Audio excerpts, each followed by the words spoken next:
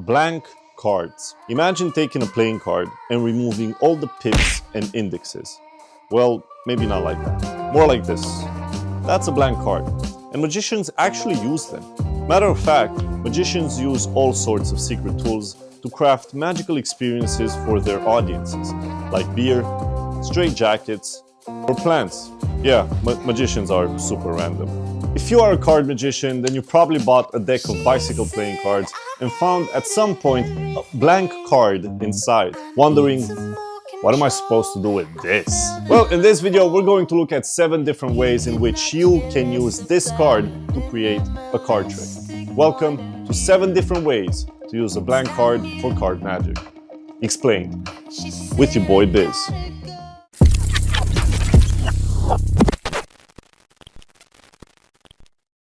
This video is part of a whole tutorial series where we teach you all sorts of techniques from palms, color changes, switches, and many other types of sleights, as well as card tricks such as A-cans, sandwich tricks, ambitious cards, and so on. So if you're new to the platform, make sure to check out the whole playlist with 7 ways to...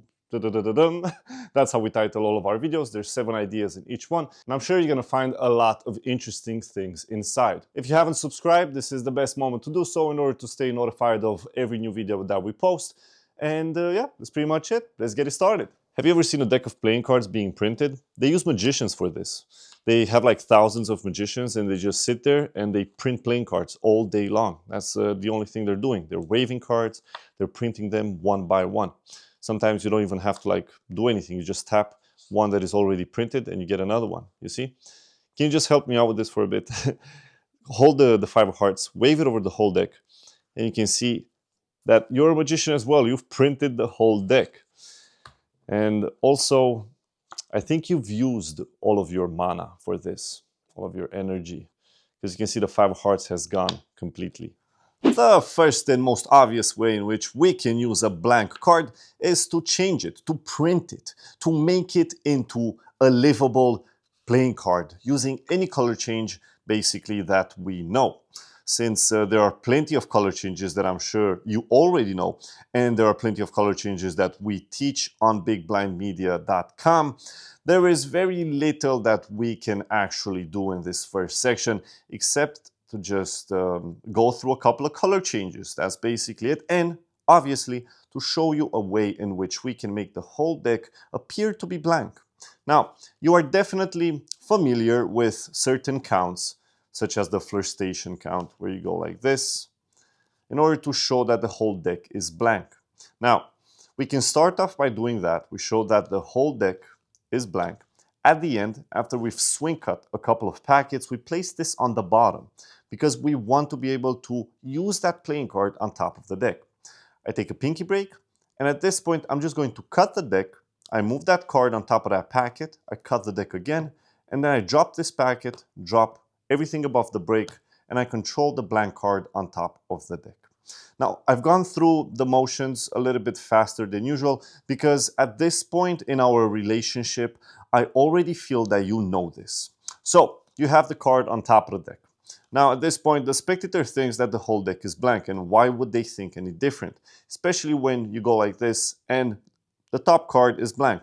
What you could do, and would be even more convincing, is when you have that card on the bottom, you cut the deck again, and you keep a pinky break above that blank card. You complete the cut, and then you spread through the cards and you say, let's take a card from the deck. And the spectator will be like, okay, but they're all blank. Exactly. But it looks much more genuine when you take a card at random from the deck and you're going to take exactly your only blank card. Now, from this point, you're going to execute color changes where the top card changes position with the second card. So, shapeshifter, boom, we've printed the first card. We take the next one, dog change, boom, we've printed the next one. There we go, the turnover change. We place this one down. And just like that, we go into the wave change. Now, obviously, this would get boring pretty fast because the spectator, doesn't want to sit there while you're color changing playing cards. You can make a gag out of it where you go dead silent and say, we're going to print playing cards now.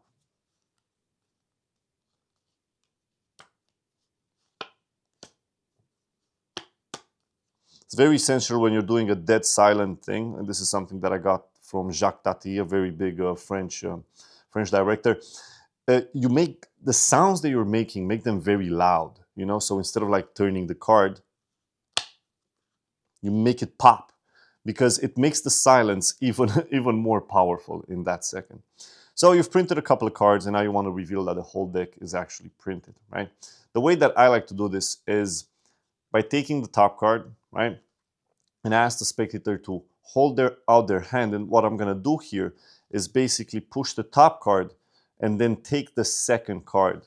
I either go like this, or I show them the blank card, I put it here, and then I give them this one, or I do a John Bannon, a Brother John Hammond switch like this, or you can do a top change in the same fashion, or you can go like this.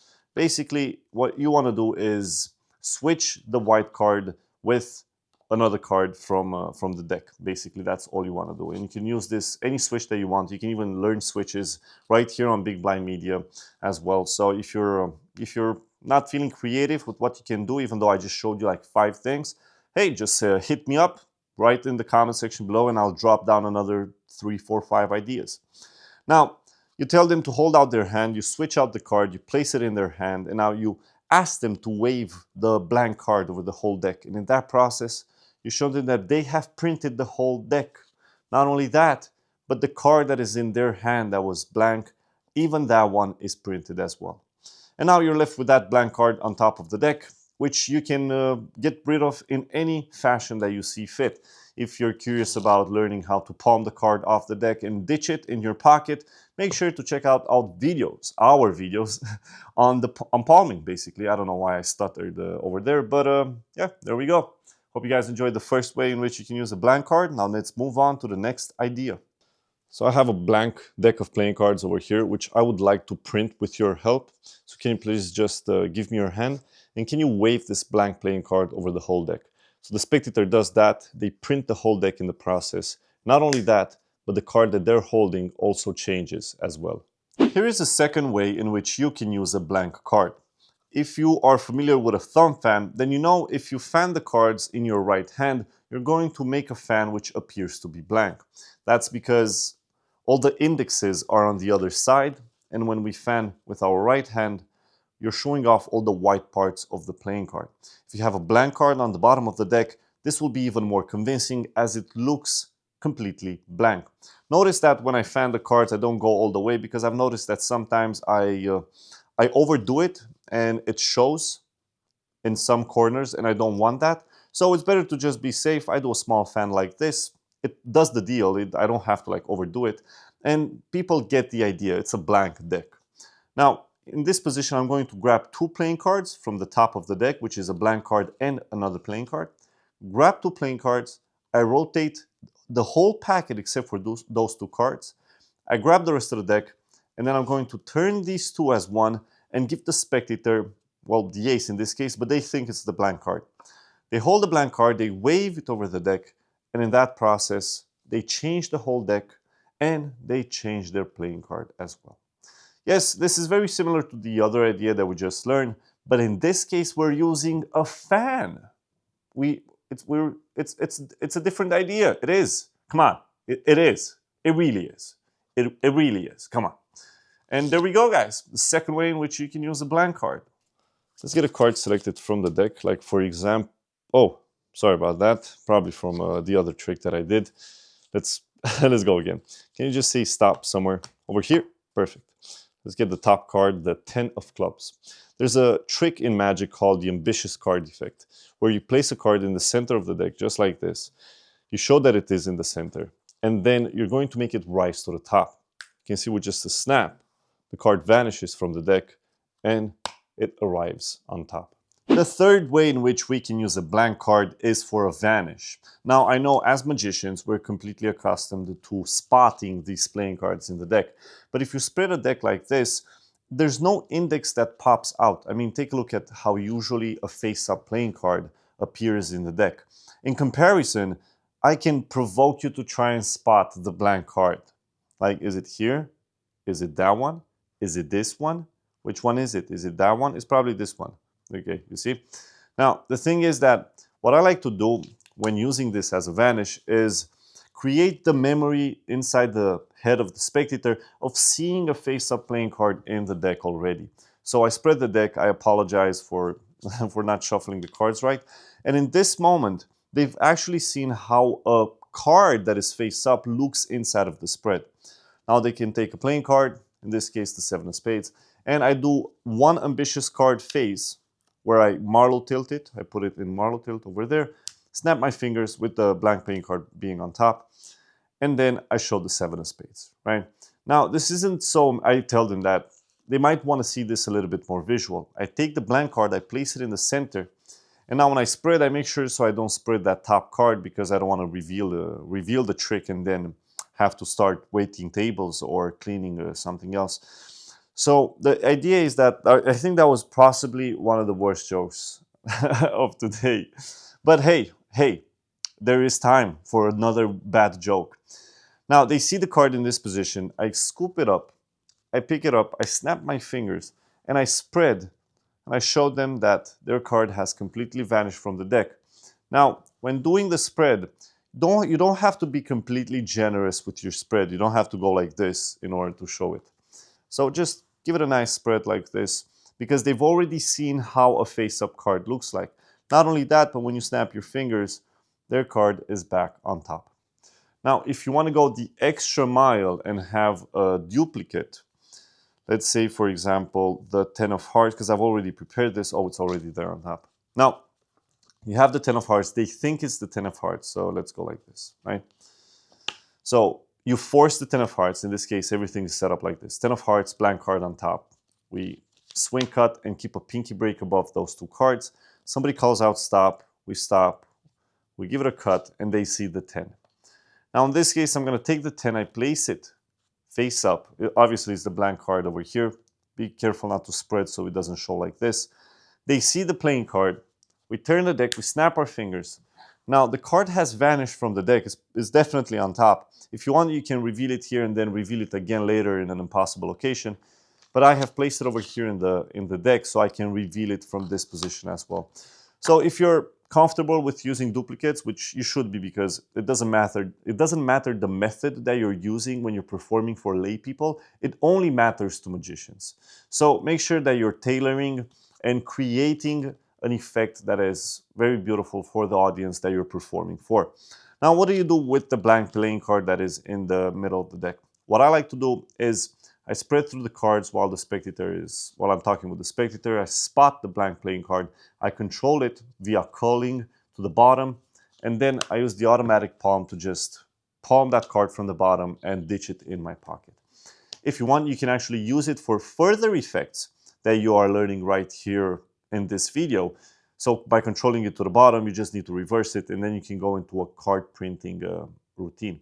What's beautiful about using it later on is that you're basically revealing that you have a blank playing card, right? So until now, we haven't actually learned any effects where at the end the spectator is holding the blank playing card, but there is still time, and who knows, maybe the next wink wink effect that we're gonna learn actually leaves them with a blank playing card in their hand and with you with a full deck. So this way you're actually getting rid of the playing card in a very clean manner. A fourth way in which we can use a blank card is very similar to what we learned until now, but with a twist. We want to be able to get rid of this blank card without actually having to palm it, right? And the best way in which we can do this is after printing a couple of cards. So I don't know why that was so difficult for me. So we go 1, right? We go 2, and then maybe on the third one, instead of turning the blank card and going into a change, you're going to use one of these cards that you just changed, and you say, watch, we just tap it like this, and you can see the next one changes as well. And what we're doing is we're executing a double lift.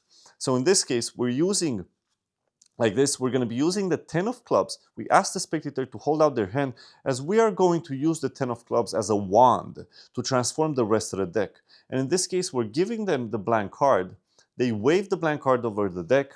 We spread it, and we show that the whole deck has now changed. And obviously, be careful not to flash the 10 of clubs. We spread it, and then when they turn, they can see that their card has completely drained all of its powers into the deck. Now, obviously, you have the next question, right? What happens with the 10 of clubs? Because maybe later on, you're going to be spotting it. So what you can do is you take the blank playing card, you get rid of it, and then when the 10 of clubs pops up, you can say that the blank card has returned from your pocket. Or if you want to go even deeper into the art scene, you can take a marker and you draw a 10 of clubs on this one, and then you place it in the deck, and you transform it into the real 10 of clubs. Are you enjoying the video until now? Let me know in the comment section below which idea you like the most, or if you have any other ideas with a blank card that I have not thought of. Down below. But then you have to get rid of this again, which completely defeats the purpose of this this whole trick, right? So this is why I advise you to just don't think about it. Just take the 10 of clubs, drop it in the center, shuffle the deck, and then you know, just don't think about it. Nobody's going to talk about it anyway. And this is one way in which you can actually make the spectator hold the blank playing card, and then, you know, it motivates the whole idea. Now, what if you don't want to use this, right? What you can do is, after printing a couple of cards over here, you can take the blank playing card, just give it to them, right? And you tell them to wave it over the whole deck, and then the whole deck transforms except for the blank playing card in their hand, right? And this feels incomplete. This feels a little bit incomplete if you ask me, but you can motivate it. You can say that this is their whole imagination. You can tell them that there's only one card probably missing in the whole deck, actually, and I think it is the Ace of Hearts. And maybe you can have this removed, or you can have maybe one of the jokers is missing. So you give them, you draw the card and you give it to them as memorabilia or as something. So I'm just throwing ideas at you right now in case you want to not palm. You see how many ideas I have to throw at you in the case that you don't want to just ditch that card via automatic palm. In, you know, okay. But to each his own, to each his own. So I have nothing to argue against that. But I hope you guys enjoyed this fourth idea. Now let's move on to something a little bit more different, probably a little bit away from printing playing cards, something a little bit more weird. I want to test your intuition. Without even knowing what we're doing, I want you to touch one playing card. So let's say the spectator touches this one, and we're going to take a look at the one they've touched, a blank card. And it's pretty insane because I only have 6s and 9s over here. So you've touched the only card that is completely different. So let's try it again. Maybe it was just luck. I'm going to shuffle these again so you have no idea where it is. And without even thinking, I want you to touch one again. From all of these ones, touch one, right? So let's say they touch this one, okay? We're going to take all of these ones. Let's see. They've touched the 9 of diamonds. Right, there's more 6s and 9s, except, you know, there's only one blank card. But what if your intuition was right once more? Because you've touched the only card that is printed from the whole deck. Here is a short packet trick that you can do with 4 blank cards and with 4 spot cards. What I like to do is to get 6s and 9s and mix the suits like this. So I have diamonds, clubs, hearts, and spades, from 2 from each. So that when I'm counting them, it really does look as if I have 4 6s and 4 9s. So the way that I start this off is by having all the cards together, just like this. And I do a shuffle by stripping the top and bottom cards together, just like that. And then dropping the last one on top.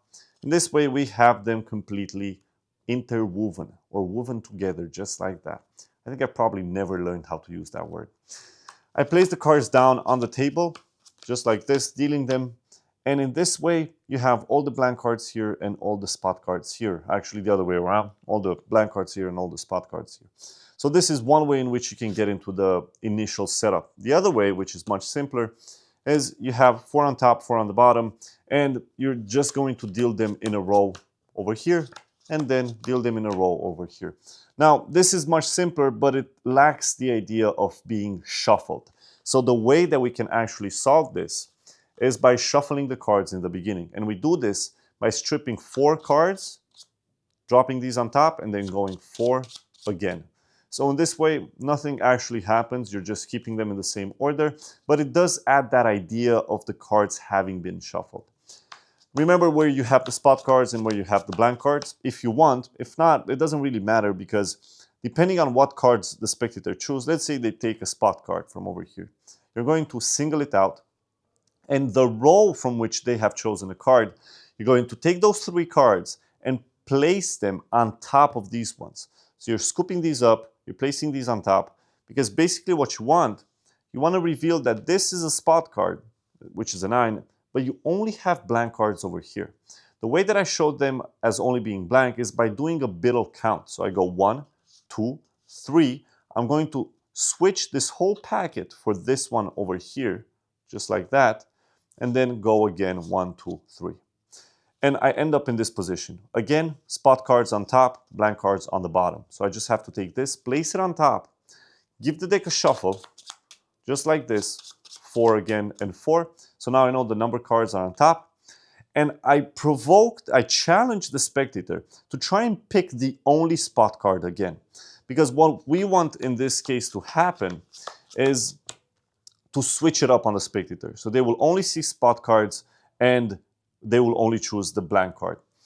And I want to make sure that they choose a blank card. The way that I do this is by asking them to choose a row this time. Because if they choose this row, which has all the spot cards, I'm going to say, perfect, let's eliminate all of those ones. And you can choose one of these, right? If they choose this row, I just say, perfect, point at one. Let's say they point at this one. Again, you take all of these and you place them on top of these ones, just like that. It's nice when you're going and picking them up and then it looks as if you're cutting them, because it kind of adds this idea of the cards being shuffled. You turn it and you go, obviously you chose a blank card because there's 7 blank cards and 1 spot card, right? Or what if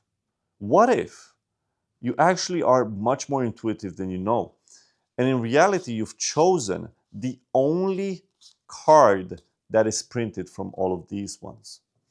Then you take the playing card, you chuck the whole thing in your pocket, and you are completely done. Now, another way in which we can actually show this whole thing, there's probably many counts out there that you can actually use in order to show that all of the cards are blank. But let's take from the top and from the bottom, the thing that I showed you at the beginning, right? So now you have them like this. And you ask the spectator to pick out a card. So let's say they pick this one out. Wherever they pick a card at, you're going to cut the cards from your left hand and move them on top of the right one. So let's see, they chose a spot card. That's beautiful, because if we turn this, we're going to deal 1 card to our right hand, and we're going to show that these are blank. We deal this one from the top, and we go again, blank. Again, we're going to drop this one, deal this one from the top on top of that one, blank, drop this one, deal this one, and show the last one as being blank as well. And by doing this count, you're actually setting yourself up in the same position so that you can start the effect once more, just like that. So there you go, guys. This is the 5th way in which you can use a blank card in order to do some card magic, some beautiful card magic with a small packet.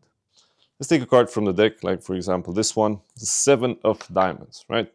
We'll lose it back in the center, and we're going to need a second playing card as well. So just say stop here. Okay, we'll take the... Ah, that's weird. It's the same card. Sorry about that. Can you please just call out stop whenever? Right here? Perfect. Let's get the... Oh, it's the same card again. That's weird. Okay, let's just place it over here. We'll get another card from the deck. Let's see, for example, this one. What? Oh. Oh, so that's why we kept getting this card. There is a gag in Magic where you're basically forcing the same playing card on the spectator, and they choose the same playing card on and on and on. You've probably seen Mark Kobe do this as well many times. And I've always liked it, but I've never found a reason for this. Basically, the spectator will completely get it that you're forcing the same playing card at the same time. You know, they will either think that all of your cards are 4 of clubs in this case, or you're just making them choose the 4 of clubs. If you keep repeating it, they will arrive at this conclusion at one point. Or maybe it's just me, who knows. Now, in my quest of trying to find a reason for this to happen, I've come up with this idea of using a whole blank deck and one card that you keep forcing. So you can use a Hindu force. You show the playing card, you ask them to remember it. You do your mind reading trick, then you say, perfect, that was it. Let's get another card to see if I can do it again. You spread through the cards. You're basically going to deal down the same 4. And then you say, sorry, that was weird. Let's go again. You're placing it second from the top. It's not necessary. I just realized because I want it in the center, because I'm basically going to do a dribble force. So we go like this, and then it's the same playing card again, the four of clubs. You deal the card down by basically switching it out. I like to use the Bro Hammond switch. I deal it down and I say, okay, let's just get rid of it because it's weird. Can you please just call out stop while I deal like this? They say stop somewhere, and it's the 4 of clubs again, which is completely weird. If you want, you can even seal the deal again by dropping like this, like doing a Mexican turnover, so you can show that the 4 is there as well. It depends on how far you want to go with this. I don't think it's completely necessary, depending on if you got like stage show or you got just, you're showing something to some friends. But what I think is nice is that when you're basically showing that they're choosing the same card on, and you're wondering why is this happening? And you go like this and you go, now it makes sense, because there's no other card in the deck, right? So when you reveal that the whole deck is blank, it must hit. And in order for it to hit, the spectator must have seen that the playing cards were completely printed. So this is definitely not something to open up with, but something to close with. This is why we're closing. We're not really closing. This is the 6th idea, but we are reaching a conclusion with this video as well. So this is the way in which I think that it would be nice to close a trick like this. This would be their sign selection. They keep selecting it, and this is the reply. It makes sense because the card didn't want for you to fail, to choose like a blank card, or for me to fail. And it kept saving you, basically. So yeah, there you go, guys. A 6th way in which you can use, in this case, a blank deck for some card magic. Please take any card from the deck. Okay, obviously, now with the cards face up. Let's do it with the cards face down. So just take a card. Let's see, for example, this. That's weird. Sorry about that. Let's do this again. Just take a card. Let's see for... Oh, what? Oh, that's weird. Oh, I'm sorry about this. That is weird. So here's one way in which you can close your show by turning the whole deck completely blank. You start off with just 10 cards on the bottom of the deck, just like this, and you ask the spectator to pick out a card, and you're going to try and guess it. Obviously, they realize it's a joke because the cards are face up, at which I turn the whole deck face down and ask them to take a card from these. I make sure that I spread all the way to the middle because I want them to select from this part. Once they select a card, I quickly cut everything from my right hand to the bottom of my left hand so that I can get all of those blank cards on the bottom as well. So right now, we are in this position where these cards are sandwiched in the center. The spectator is going to react because they have a blank card, which is probably something they've never seen in their life, only if you've been performing with blank cards up until that point. At which I like to take a look at the next cards, or maybe I take the card back, I place it in my pocket, I apologize, and then I say, sorry, just take out another card. Let's get another card like this one. And they take out another card and they see the next one is blank as well. You're like, wait, that's what's going on? So I spread like this, and then at one point I'm just going to fan the whole cards and show that the whole deck is completely blank. At which point I have to excuse myself because I cannot perform magic anymore. So there's no, I cannot do yet another trick. So this is great for magicians that cannot stop as well. And it's the perfect closer because right now you're completely, you have a blank deck. Everybody's going to be laughing, and you're not going to be laughing because now you have a blank deck and you have to print it. Go back home and print it with color changes, basically. So that was it. Let me know in the comment section below which effect you like the most. We are Big Blind Media. Make sure to go to bigblindmedia.com if you want to check out our exclusive deals and sign up for our newsletter if you want to get all the goodies that we send each week. My name is Biz. I love you. I like you. Thank you for being part of the family. And until next time, I hope you have a lot of fun practicing these ideas. Make sure to subscribe, and I'll see you soon.